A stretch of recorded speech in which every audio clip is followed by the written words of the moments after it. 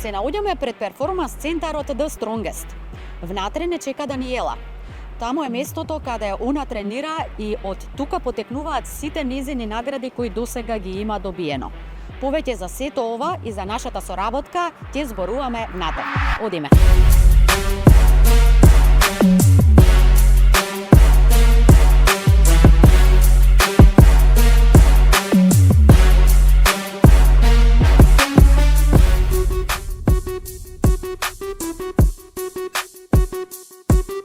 Минатата недела имаше два тешки и многу добри турнири. Едниот беше во Узбекистан, едниот беше во Белград. Ајде да ми раскажеш прво за Белград. Се врати со злато, како се помина, што се случуваше, дали очекуваше? На 2 ноември имавме Европско првенство во АДЦЦ. Тоа е граплинг, односно борби во бразилска џуџица без кимоно.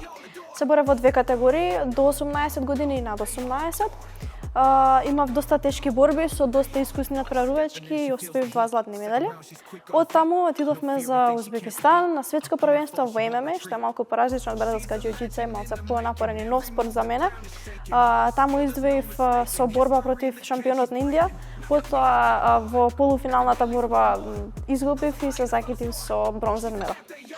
Бронзениот медал од Узбекистан е овој, така? Еве, сега кога гледаш од оваа гледна точка, што мислиш дека беше грешката, ако можам да кажам, зашто не успеа и тука да освоиш злато и дали знаеш еве за наредна година, например, ако го има нели истиот турнир, што треба да направиш за и од таму да се вратиш со злато? Така, веднаш што заврши борбата, заедно со моите тренери ги видовме грешките каде ми се.